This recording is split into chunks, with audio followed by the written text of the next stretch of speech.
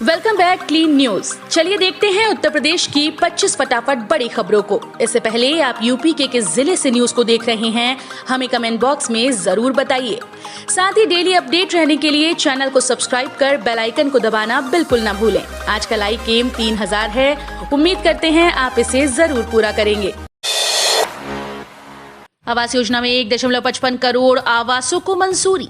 ग्रामीण को जारी रखने की मंजूरी दी, जिसके तहत इसे मार्च 2021 से मार्च 2022 तक बढ़ाने की बात कही गई है। सूचना एवं प्रसारण मंत्री अनुराग ठाकुर ने बैठक के बाद पत्रकारों को ये जानकारी देते हुए कहा कि प्रधानमंत्री नरेंद्र मोदी की अध्यक्षता में इस आशय के एक प्रस्ताव को मंजूरी दी गई, जिसके तहत ग्रामीण क्षेत्रों में सभी के लिए आवास सुनिश्चित किया जा सके। उन्होंने कहा कि वर्ष 2016 में ग्रामीण पीएम आवास योजना क्षेत्रों में सभी के लिए आवास के संबंध में अनुमान लगाया गया था कि 2.95 करोड़ लोगों को पक्के मकानों की आवश्यकता होगी। इसमें बड़ी संख्या में परिवारों को प्रधानमंत्री आवास योजना में आवास मुहैया कराया गया है। कोरोना के बढ़ते केस के मद्देनजर नोएडा में क्रिसमस और न्यू ईयर पार्टी पर लगी रोक। 31 दिसंबर तक धारा 144 लागू। नोएडा में कोरोना के बढ़ते मामलों को देखते हुए प्रशासन ने पूरे गौतम बुद्ध नगर जिले में धारा 144 लागू कर दी। इस संबंध में पुलिस कमिश्नरेट के अधिकारी ने आदेश जारी कर दिए। साथ ही पुलिस के द्वारा इस संबंध में कुछ जरूरी गाइडलाइन भी जारी की गई। सार्वजनिक जगहों पर कोरोना प्रोटोकॉल का पालन अनिवार्य कर दिया गया। इन महिलाओं को सरकार देगी मुबारकपुर की बनी बनारसी साड़ी। बुनकरों के आएंगे अच्छे दिन।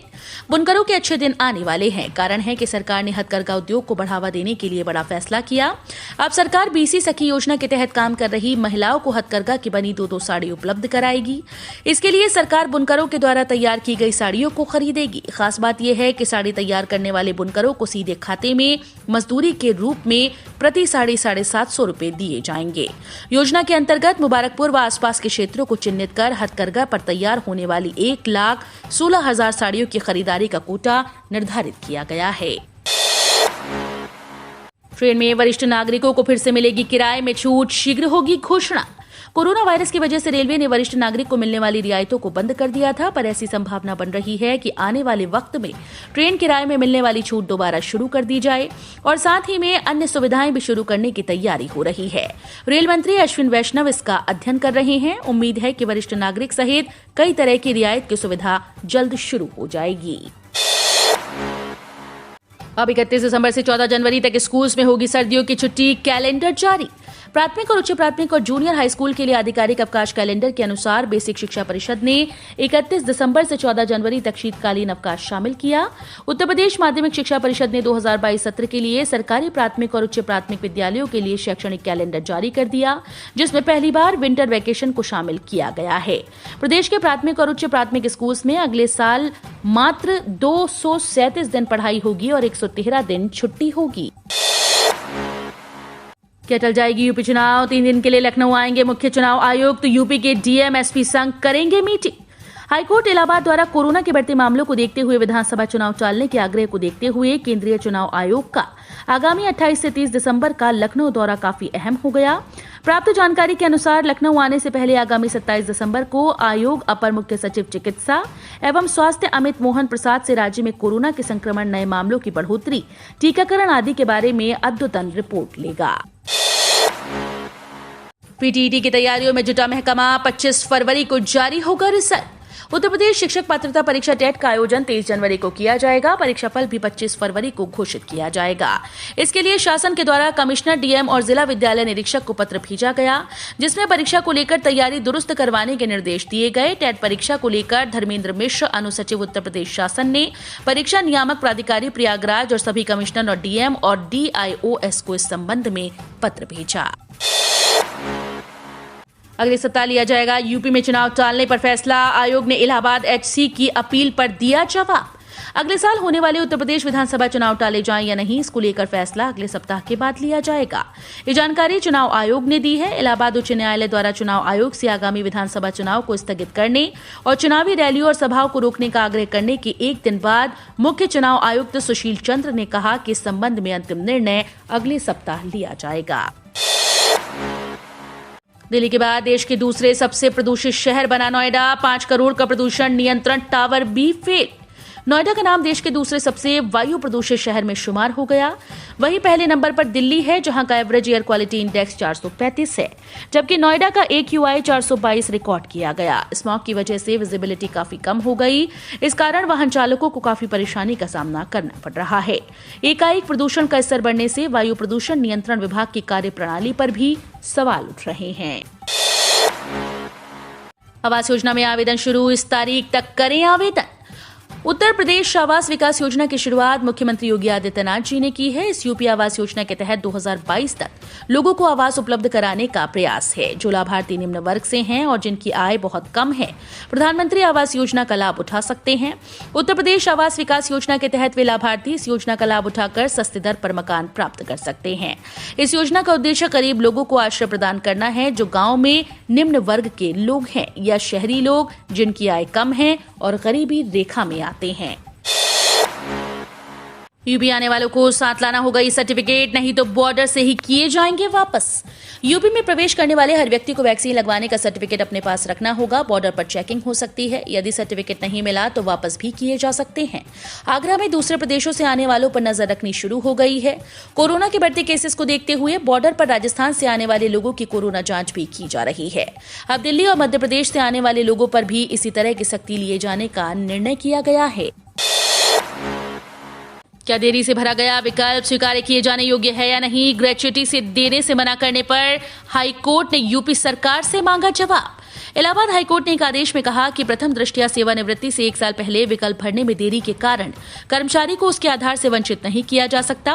कोर्ट ने राज्य सरकार से इस मामले में 3 सप्ताह में जवाब मांगा और ये स्पष्ट करने को कहा कि क्या याचिका देरी से भरा गया विकल्प स्वीकार किए जाने योग्य है या नहीं। यह आदेश न्यायमूर्ति SP केसरवानी और न्यायमूर्ति पीयूष अग्रवाल की खंडपीठ ने मोहरपाल सिंह की विशेष अपील पर दिया। 2022 में सपा सरकार बनी तो सस्ते दरों पर दी जाएगी बिजली। समाजवादी पार्टी अध्यक्ष और यूपी के पूर्व मुख्यमंत्री अखिलेश यादव ने शुक्रवार को कहा कि प्रदेश में होने वाले विधानसभा चुनाव के बाद पार्टी की सरकार बनने पर खेती, घरेलू इस्तेमाल और उद्योगों के लिए सस्ती दरों पर बिजली दी जाएगी। सपा प्रमुख ने शुक्रवार को ट्वीट किया, सपा सरकार में एटा व अन्य जिलों में प्रस्तावित बिजली के कारखाने अगर बन गए तो आज यूपी के लोगों को देश की सबसे महंगी बिजली नहीं खरीदनी पड़ती। उन्होंने ट्वीट में कहा कि सपा की सरकार बनने पर खेती, घरेलू इस्तेमाल और उद्योगों को नियमित और सस्ती दरों पर बिजली दी जाएगी।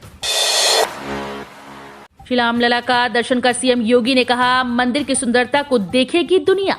उत्तर प्रदेश के मुख्यमंत्री योगी आदित्यनाथ एक बार फिर से अयोध्या दौरे पर पहुंचे और लगभग 11:30 बजे सरयू तट पर बने हेलीपैड पर पहुंचे, जहां से सीधे हनुमानगढ़ी पर दर्शन पूजन किया, तो वहीं रामलला की मध्याह्न आरती में भी शामिल हुए।